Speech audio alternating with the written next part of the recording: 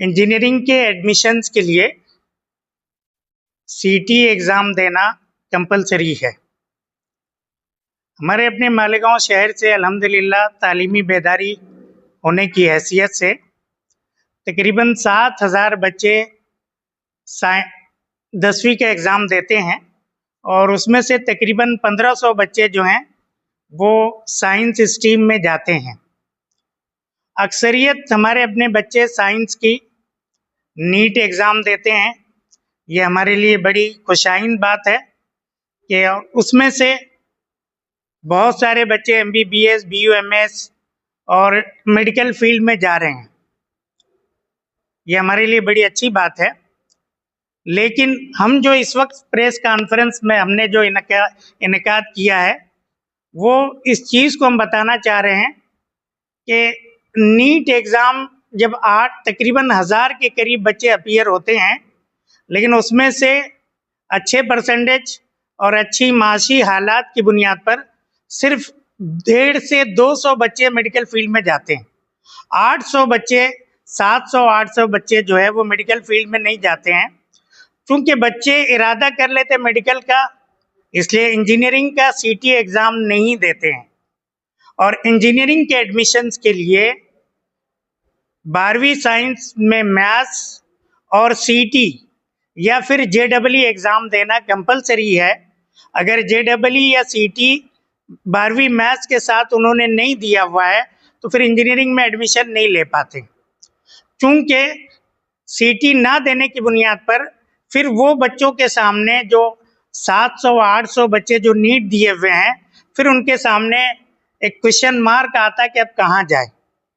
तो professional college में ख़ासतौर से इंजीनियरिंग में वो नहीं आ पाते हैं सीटी ना देने की बुनियाद पर।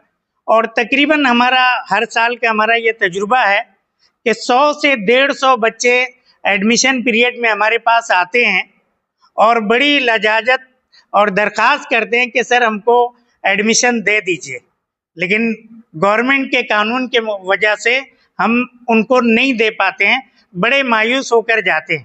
उस मायूसी को दूर करने के लिए हमने ये इनकाद किया हुआ है कि नीट का एग्ज़ाम दे रहे हैं, दें, अच्छी बात है, लेकिन प्लान ए के साथ हर स्टूडेंट प्लान बी भी रखे कि खुदा न खास्ता अगर मैं उस तरफ ना जा सकूं या मेरे उतने मार्क्स नहीं आए तो मेरे पास प्लान बी क्या रहेगा।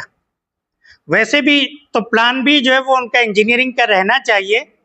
वैसे भी इंजीनियरिंग की फील्ड अगर आप देखें तो ज़िंदगी के कोई ऐसा शोबा नहीं है जो बगैर इंजीनियरिंग के आप तस्वुर कर सकते हैं, बल्कि आज का डिजिटल मीडिया सरासर जो है 100% जो है वो इंजीनियरिंग और टेक्नोलॉजी की बेस पर ही चल रहा है। आपकी मेडिकल फील्ड जिसको हम बड़ी नंबर 1 रखते हैं, वो मेडिकल फील्ड भी इंजीनियरिंग के बगैर उसका तस्वुर आप नहीं कर सकते हैं। मुल्कों की और कौमों की तरक्की में इंजीनियरिंग और टेक्नोलॉजी का बड़ा रोल है और बगैर इंजीनियरिंग और टेक्नोलॉजी के तालीम के हम सनत और फिर टेक्नोलॉजी में आगे नहीं बढ़ सकते और फिर माशी तरक्की हमारी नामुमकिन है। इसलिए माशी तरक्की के लिए आला तालीम में खुसूसन इंजीनियरिंग और टेक्नोलॉजी में हम सब का आगे बढ़ना ज़रूरी है। और वैसे भी इस वक्त अगर आप देखें तो वर्क फ्रॉम होम की वजह से हमारे अपने बहुत सारे आईटी इंजीनियर जो हैं बॉम्बे, पूना, बेंगलोर में काम कर रहे थे, एक बड़ी सहूलत आई है कि अब घर पे रहते हुए वो आईटी फील्ड में काम कर रहे हैं। और आप सब अच्छी तरह जानते हैं कि आईटी फील्ड का पैकेज जो है तकरीबन थोड़ा सी एक्सपीरियंस आ जाए और अच्छी कंपनी में अगर सिलेक्शन हो जाए तो 10 से 20 लाख जो है ये उमूमी पैकेज आईटी फील्ड में मिलता है। और इंजीनियरिंग में जो कोर ब्रांचेस हैं उसमें शुरू में पैकेज कम रहता है, लेकिन बाद में बड़े अच्छे पैकेज पर हमारे अपने बच्चे जा रहे हैं और जाते हैं।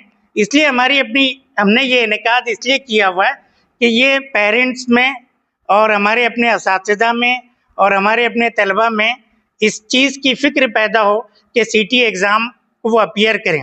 अभी की ताज़ा खबर अखबार की ये है, मीडिया की आई हुई है कि तकरीबन 2 से सवा 2 लाख के करीब बच्चे जो हैं पूरे महाराष्ट्र में, ये 4 दिन पहले की न्यूज़ है, 2.25 लाख के करीब बच्चे जो हैं वो सीटी रजिस्टर्ड कर चुके हुए हैं।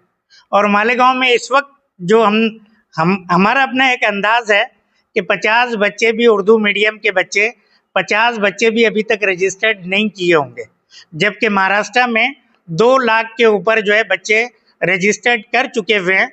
खुद हमारे अपने शहर में मराठी मीडियम के बच्चे हर साल हम देखते हैं कि 600-700 बच्चे जो हैं वो सीटी का रजिस्ट्रेशन करते हैं, और हमारे उर्दू मीडियम के और माइनॉरिटी बच्चे जो हैं वो ज़्यादा से ज़्यादा 150 की तादाद जा रही है।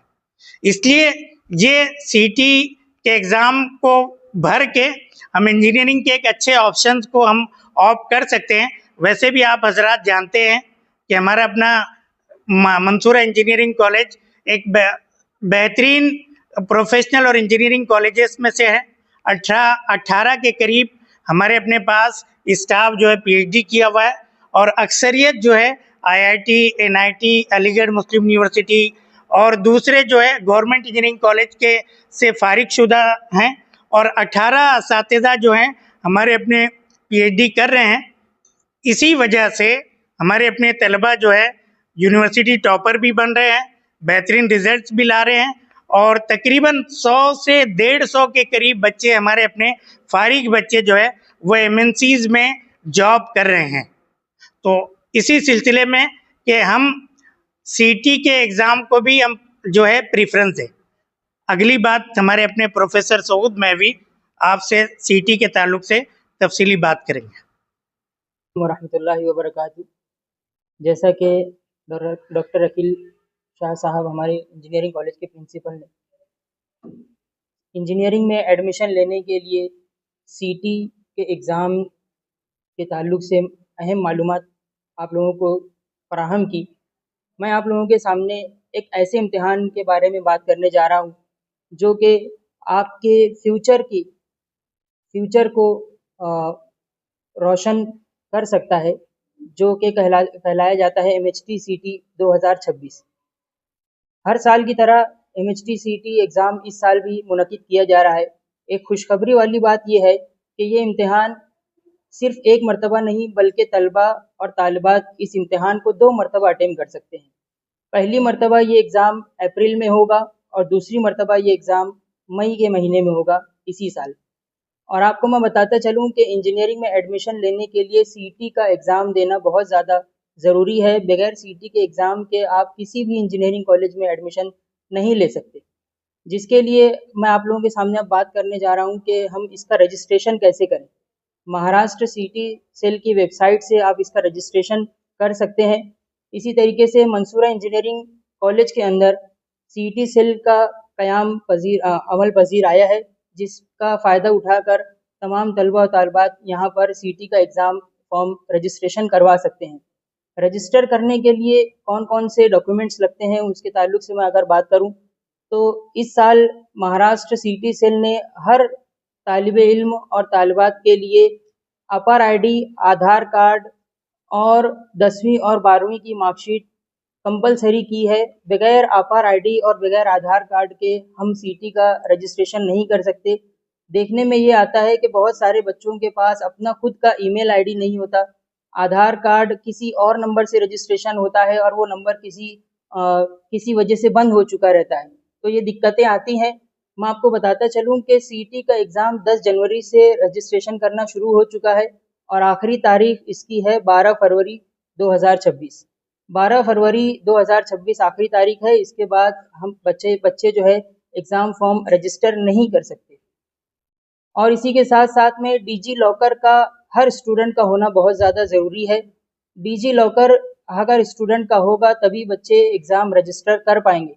इसलिए मेरी हर तालिबे इल्म से गुजारिश है, तालिबात से गुजारिश है और तमाम ही सरपरस्त हजरात से गुजारिश है कि अपने अपने बच्चों का वो डिजी लॉकर बनाएं और वहाँ से अपर आईडी रजिस्टर करवाएं ताकि वो सीटी एग्ज़ाम के लिए रजिस्ट्रेशन करवा सकें। इसी तरीके से मैं अगर फ़ीस के बारे में बात करूं तो इस एग्ज़ाम को देने के लिए महाराष्ट्र के सीटी सेल की जो फ़ीस है वो 2 कैटेगरीज़ में डिवाइड की गई हैं, एक जनरल कैटेगरी और एक है हमारी रिज़र्व कैटेगरी। जनरल कैटेगरी जिसे हम ओपन कैटेगरी भी कह सकते हैं, ओपन कैटेगरी के लिए सीटी एग्ज़ाम देने के लिए जो फ़ीस है वो 1300 रुपये एक अटेम्प्ट के लिए दी गई है और रिज़र्व कैटेगरी के लिए 1000 रुपये इस एग्ज़ाम के लिए दी गई है सिंगल अटेम्प्ट के लिए। अगर तलबा और तालिबात दोनों अटेम्प्ट करना चाहते हैं तो ओपन कैटेगरी के लिए 2600 रुपये फ़ीस हो जाती है और इसी तरीके से रिज़र्व कैटेगरी के लिए ये फ़ीस 2000 रुपये हो जाती है। तो तलबा और तालिबात पीसीएम यानी फ़िज़िक्स, केमिस्ट्री और मैथमेटिक्स और इसी के साथ-साथ वो तलबा और तालिबात जिनका बायोलॉजी है, वो फ़िज़िक्स, केमिस्ट्री और बायोलॉजी में भी अपना एग्ज़ाम दे सकते हैं। इसी के साथ अगर कोई तालिब इल्म और तालिबात वो ये चाहता है कि पीसीएम, पीसीबी का दोनों एग्ज़ाम एक साथ देना चाहता है तो इसकी भी सहूलत एमएचटी-सीटी सेल ने मुहैया करवाई है। मेरी तमाम ही तलबा और तालिबात से गुजारिश है कि ज़रूर ब ज़रूर वो सीटी के एग्ज़ाम को रजिस्टर करें और इस एग्ज़ाम से इस्तिफ़ादा हासिल करें और आने वाले बोर्ड के एग्ज़ाम के लिए मैं आने वाले तमाम ही तलबा और तालिबात को मुबारकबाद पेश करता हूँ और तमाम ही तालिबात और तलबा को बेस्ट ऑफ लक कहता हूँ। बहुत शुक्रिया, जज़ाकल्लाह खैर। रहमतुल्लाहि व बरकातहू। अल्हम्दुलिल्लाह मौलाना मुख्तार अहमद नदवी टेक्निकल कैंपस मंसूरा, यहाँ पर इंजीनियरिंग और पॉलिटेक्निक दोनों ही कोर्सेज हैं। इंजीनियरिंग जो है 2012 से स्टार्ट हुआ है, जिसमें सिविल, मैकेनिकल, इलेक्ट्रिकल, ईएनटीसी और कंप्यूटर इस तरह के कोर्सेज रन होते हैं। डिप्लोमा में जो है हमारे पास में 5 कोर्सेज है, civil, mechanical, electronics computer, computer और टेक्सटाइल मैन्युफैक्चर। हमारा जो कॉलेज है डिप्लोमा का वो 2013 से स्टार्ट हुआ है और हमारा जो विजन है, हमारे जो चेयरमैन साहब ने हमारा जो विजन रखा हुआ है, empowering the society through quality education. Quality education के जरिए से हमारे जो सोसाइटी है, हमारा सिटी है, उसका डेवलपमेंट होना चाहिए। तो इसी ताल्लुक से हम लोग जो है हमारे कॉलेज में टेक्सटाइल मैन्युफैक्चरिंग का जो कोर्स है वो स्टार्ट किए हुए हैं। टेक्सटाइल मैन्युफैक्चरिंग कोर्स जो स्टार्ट करने का हमारा जो मेन मोटो है वो हमारे सिटी का डेवलपमेंट है। किसी भी सिटी का डेवलपमेंट हो या फिर जो वहाँ के रहने वाले लोगों का डेवलपमेंट है, वो इस चीज पे डिपेंड करता है कि वहाँ पर इंडस्ट्री कौन सी है और लोग जो है किस इंडस्ट्री से वहाँ से जुड़े हुए हैं। तो हमारे यहाँ पर माशाल्लाह जो हमारे जो मेजॉरिटी जो है लोग वो टेक्सटाइल मैन्युफैक्चरिंग, टेक्सटाइल इंडस्ट्री से जुड़े हुए हैं। तो ये देखते हुए हमारे जो चेयरमैन साहब ने है टेक्सटाइल मैन्युफैक्चरिंग का कोर्स हमारे यहाँ पर स्टार्ट किया हुआ है। इस कोर्स में टेक्सटाइल मैन्युफैक्चरिंग रिलेटेड थ्रेड से लेके धागे का टेस्टिंग से लेके कपड़ा जो बनता है फिनिश प्रोडक्ट उसका चेकिंग और उसके बाद में जो मार्केट में जाता है उसका किस तरह प्रोसेस होता है, ये पूरा प्रोसेस जो है हमारे यहाँ पर लेबोरेटरी में चेक होगा, जो कि अब तक यहाँ पर नहीं होता था। हमारे यहाँ पर माशाल्लाह जो है 2 से 3 लैब, एडवांस लैब टेक्सटाइल की वो सेट हो चुकी है। लाखों के जो है हमारे पास में इक्विपमेंट आ चुके हैं लेबोरेटरी टेस्टिंग के लिए।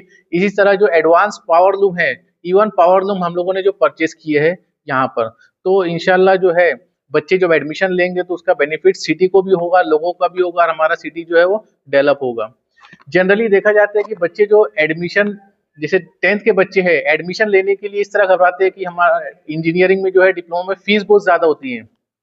तो फीस जो है ठीक है, फीस है, लेकिन आज के टाइम में गवर्नमेंट जो है बहुत सारी स्कॉलरशिप दे रही है, चाहे डिप्लोमा हो चाहे डिग्री हो, तो उतना ज्यादा बर्डन जो है पेरेंट्स पे नहीं आता है। बहुत सारी स्कॉलरशिप है, जो माइनॉरिटी स्कॉलरशिप है, कैटेगरी की बहुत सारी स्कॉलरशिप है, जो स्कॉलरशिप दी जाती है गवर्नमेंट की तरफ से, तो बहुत सारा सपोर्ट हो जाता है। हमारे यहाँ जो डिप्लोमा की जो फीस है वो 48,000 लास्ट ईयर की फीस थी।